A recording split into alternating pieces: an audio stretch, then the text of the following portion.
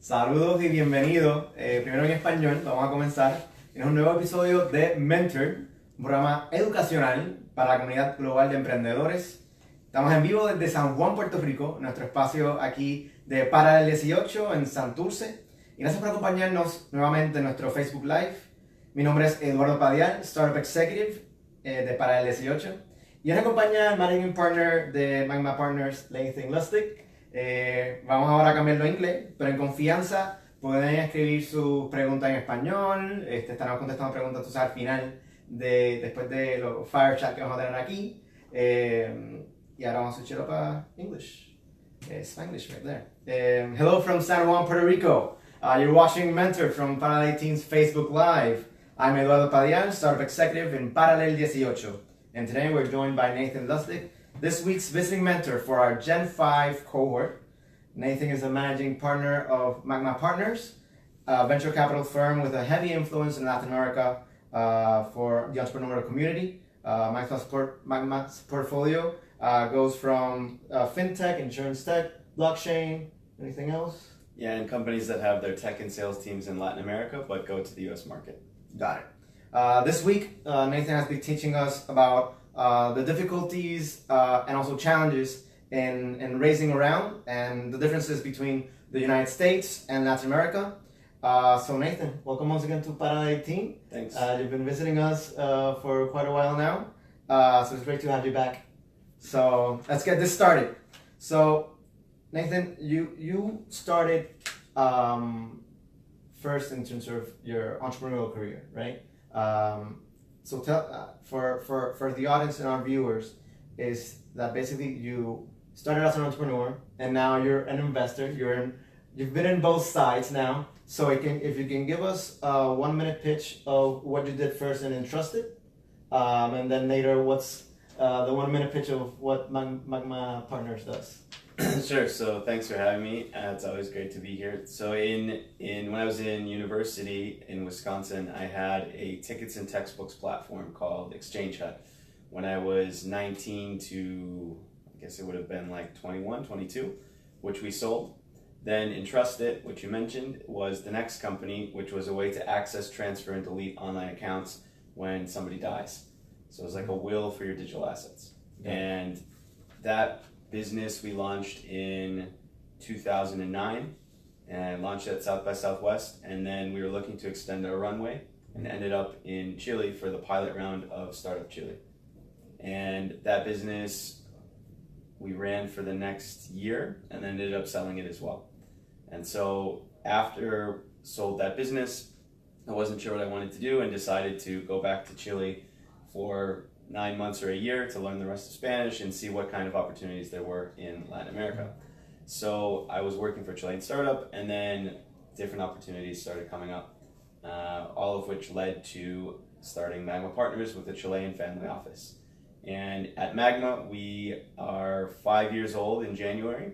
We've invested so far in 44 companies across Latin America in the two niches we talked about before: fintech, insurance tech, and blockchain companies that do business in Latin America, and then companies that have their tech and sales teams in Latin America and a real business but go to the US market. We invest at PreSeed and Seed.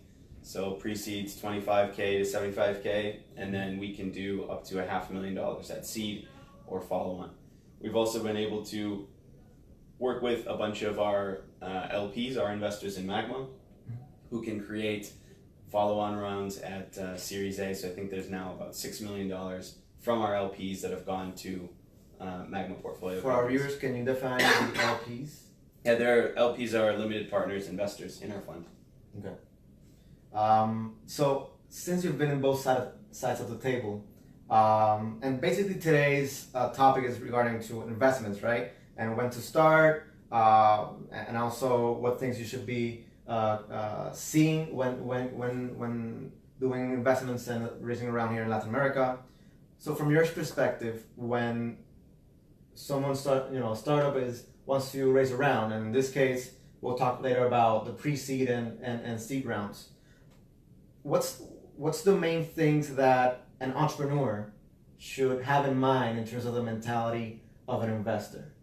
Well, I think that no matter what, whether you're going for investment or not, you need to have a great team and a great product.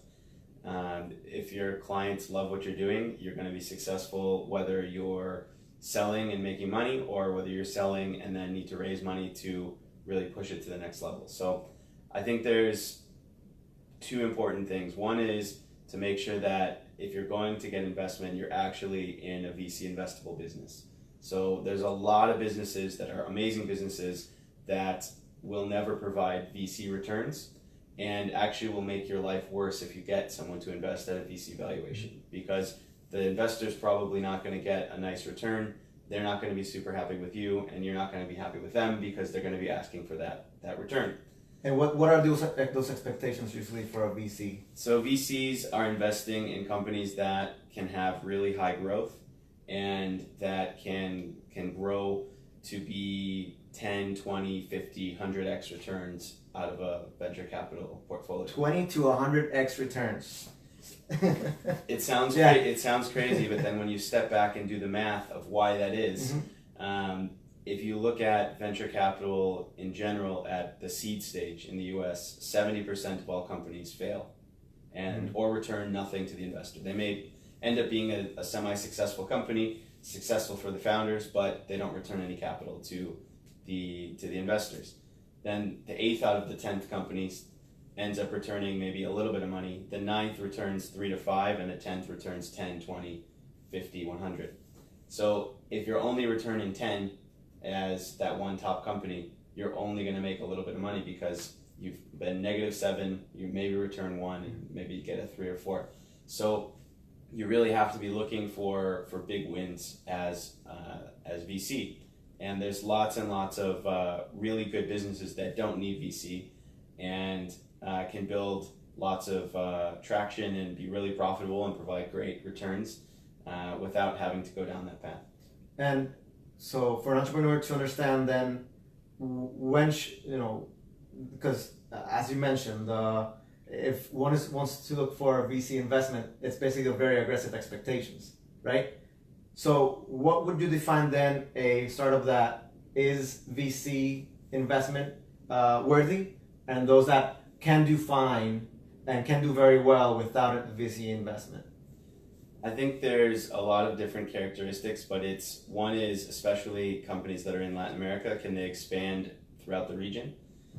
The only two countries where we've seen businesses that end up providing really good returns for everybody with just being in one country are Brazil and Mexico. So if you're in any of the rest of Latin America, you really need to be thinking globally or at least regionally from the very beginning. I think that there's different business models. Like if you look at software as a service, that can be where the product can grow like this without having to grow the team at the exact same amount. That's kind of one of the characteristics of a VC investable business that's different from like a small and medium-sized business that maybe grows kind of in tandem the costs, but in a VC business maybe not. I think it's also scalability. So if you look at some of the biggest companies in Latin America that have done well so far, they're Nubank in Brazil, so extremely scalable. Start your own bank account just from your cell phone. Voila in Argentina, Albo in Mexico, which we invested in, is able to do that exact same thing. VC investable, massive market. Companies like Rappi and Corner Shop, which do last mile delivery, same thing, massive market, super fast growth.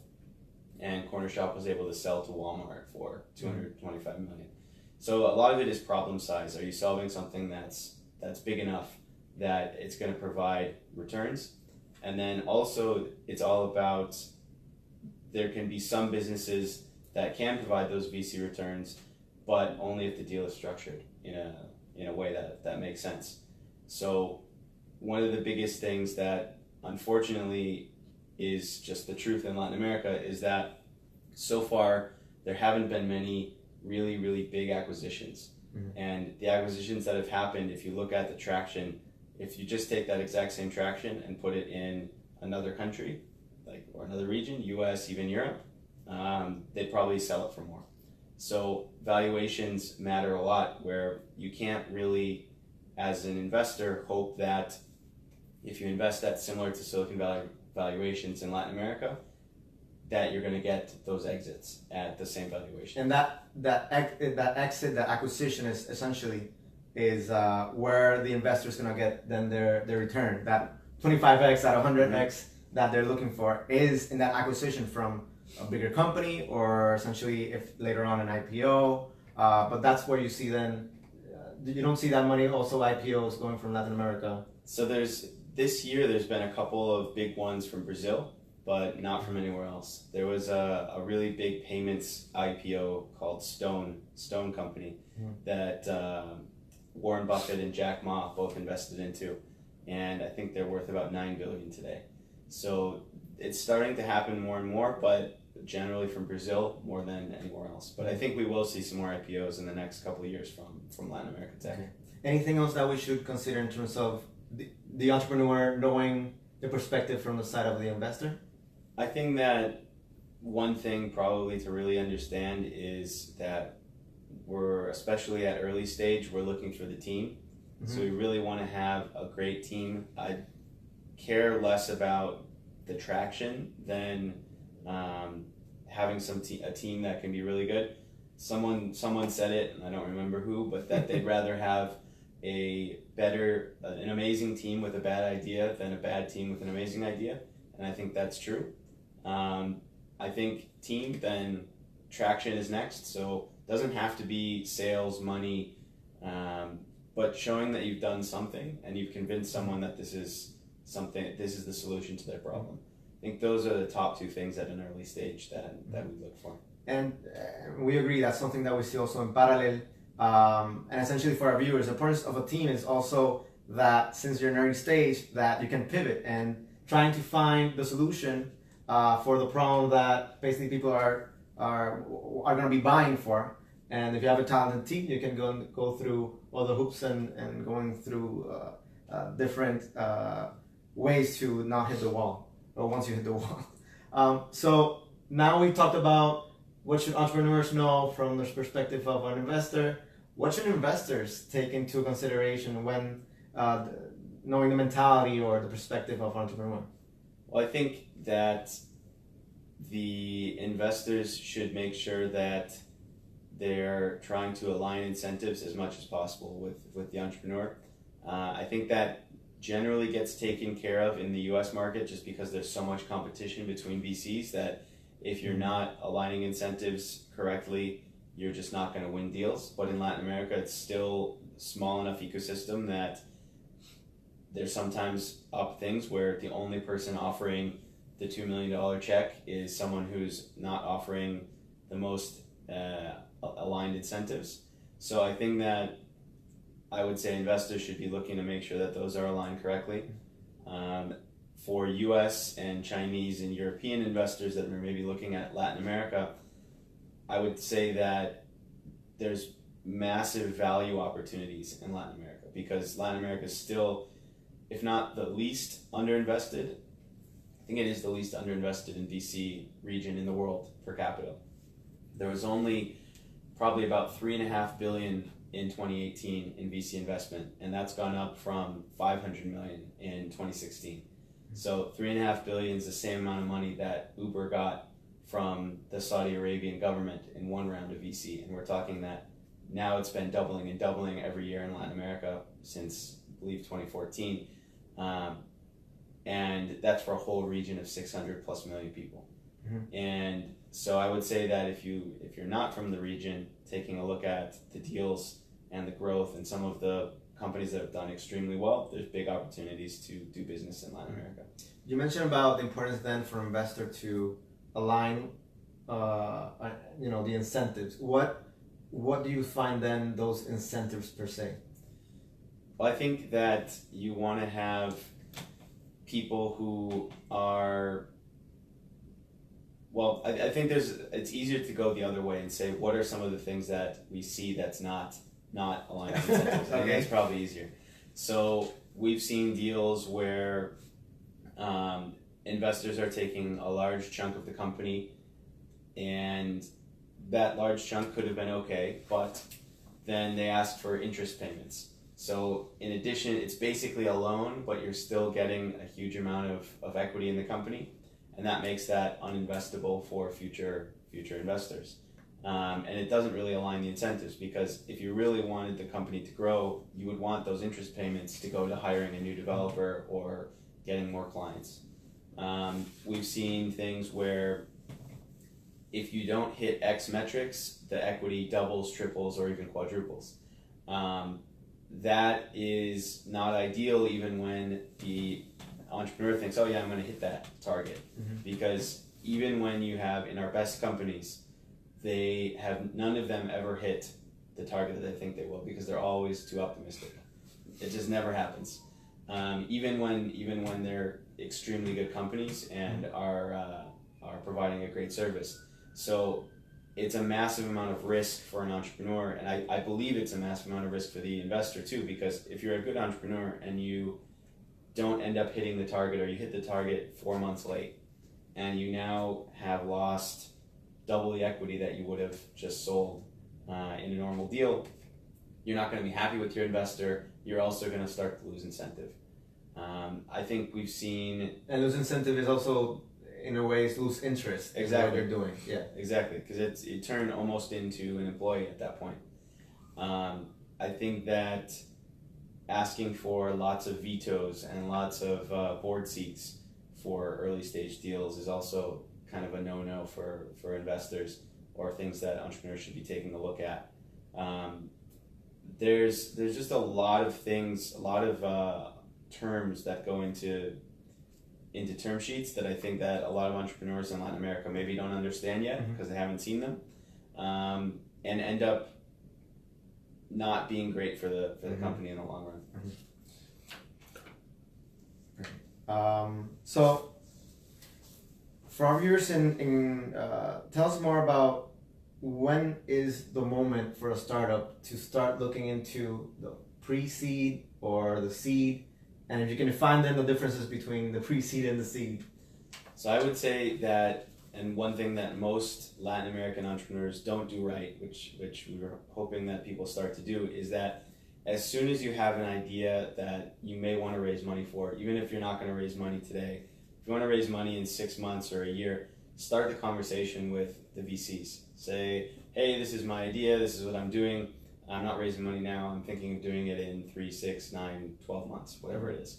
Start that conversation, because it's always easier to invest in somebody who said, in month 1, I'm going to do this, and then they show you in month 4 or month 6, hey, I did it. So you start to get a track record with investors. So I would say, number 1, start making those contacts. Even if they say I'm not interested, start doing that, and then put those investors on every 2, 4, or 6 month, probably 2 to 4 month updates to say what you're doing.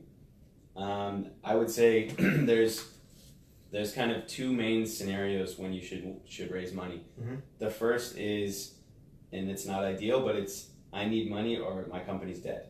So go out and raise money, do that. But the ideal situation is, I found a mini money machine where I know that I put in $1 and $2 come out, or 5 or 10 or $1.10. And I know that if I take $100,000, I'm going to turn it into 150 or 200 or whatever. So ideally, pushing the accelerator. And that could be that's generally not going to be at pre-seed. Pre-seed, you're going to have the idea and a little bit of traction, and a good team and a plan for the next, say, 6 months.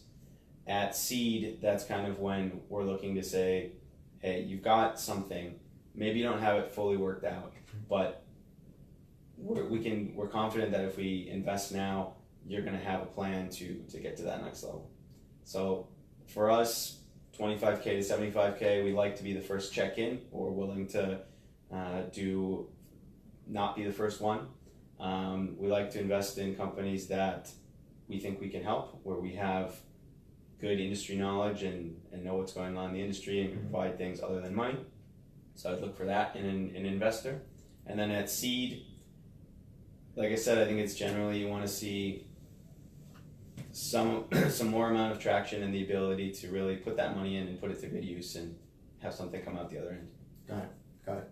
So let's talk a bit about what you came here for and taught our entrepreneurs here in Gen 5, which is differences that you've noticed in your experience between investing around with United States investors or VCs, with differences between VC investors in Latin America. So take it away. So we talked about in the presentation the other day that there's sort of 3 routes you can go if you're looking for VC money.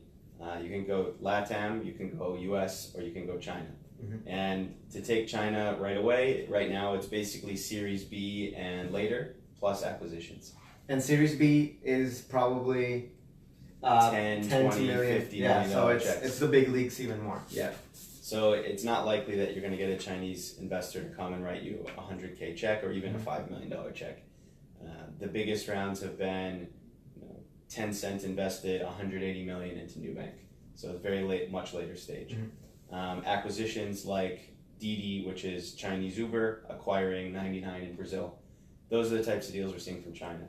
From the US, some of the best deals we're seeing are top tier accelerators. So people are going to Y Combinator, people going to Techstars and some of the other top accelerators. We're seeing bigger check investments into copycats of US businesses that people understand well. So that's Rappi, Corner Shop, to some extent Nubank, Voila. We're also seeing that the reason we think they're doing it is because I saw this work here and I can make it work there.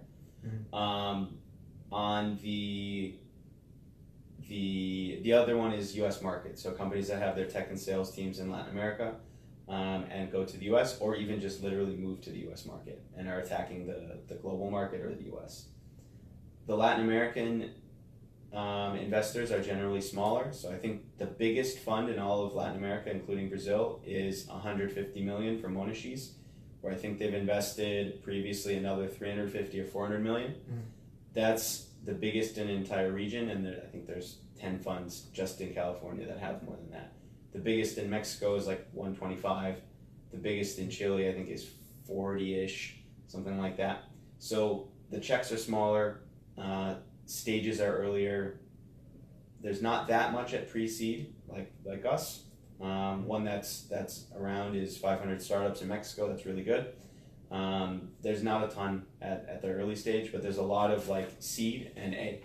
So a lot of kind of 250 to $3 to $5 million checks, and then not much after that. So tell us about how you mentioned about how U.S. investors see traction a bit differently, for LATAM startups. So for the biggest difference is LATAM startups that are going to the US. So and we thought this when, for example, in 2015, I went with Adrian Fisher from Property Simple to California to go raise money for his company. And they had gotten a couple million people using a property portal in Chile. And they had revenue, and they'd done mortgages, and they'd done all sorts of stuff in Chile.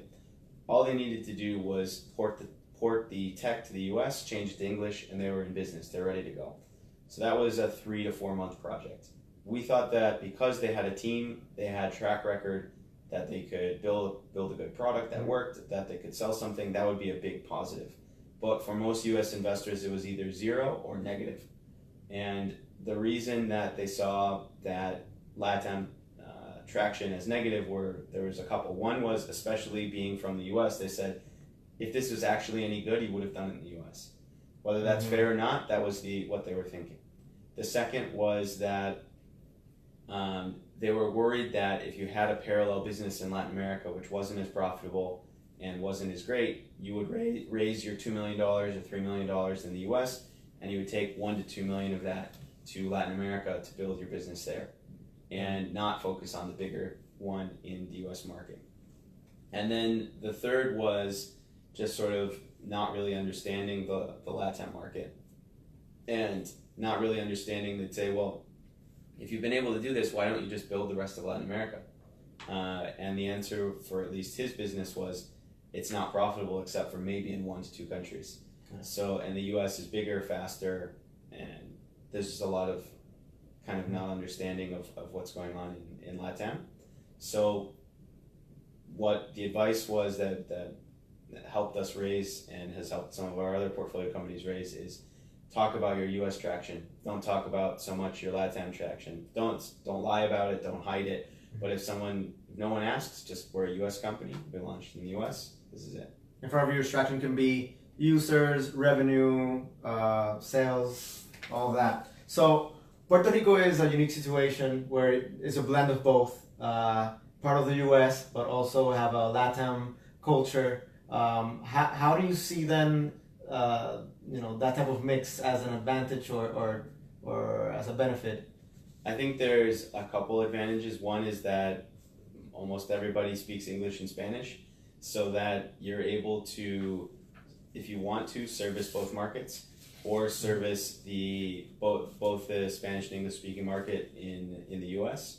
So I think that's a big advantage. The second is it's got US laws, so it's part of the US. It's got most of the legal system is based on, for companies at least, is based fairly closely on Delaware. Mm-hmm. So it's not doesn't have the legal risk. There's also a lot of tax incentives if you have businesses that maybe are doing business in Latin America. Structures we've seen are UK and Cayman. Puerto Rico can be very competitive, if not better than those. So I think there's a lot of advantages there. And then the last one, which is to me the most interesting, is that there's really a lot of talented people that are here, but also in mainland US that maybe would want to come back and work for an interesting company. And there's a lot of opportunities to do things like that here. Awesome. Nathan, I know that you can do a shameless plug here. I know you have a book coming out, but you also have a podcast. Can you tell us more about that? Sure. So I'll talk a little bit about the resources we're doing inside Magma. Book and the podcast are some of them. So the podcast is called Crossing Borders, where I interview and have conversations with entrepreneurs and investors from across the region. You can find it on my blog, nathanlustig.com, where I generally write 1 to 2 articles per month about what's going on in the region, doing deep dives into topics. The book, Crossing Borders, is coming out in December, just in a couple weeks here, where we did deep dives into each country in Latin America, along with interviews, condensed interviews from the Crossing Borders podcast with entrepreneurs from each country talking about what it was like to do business there and sharing their stories.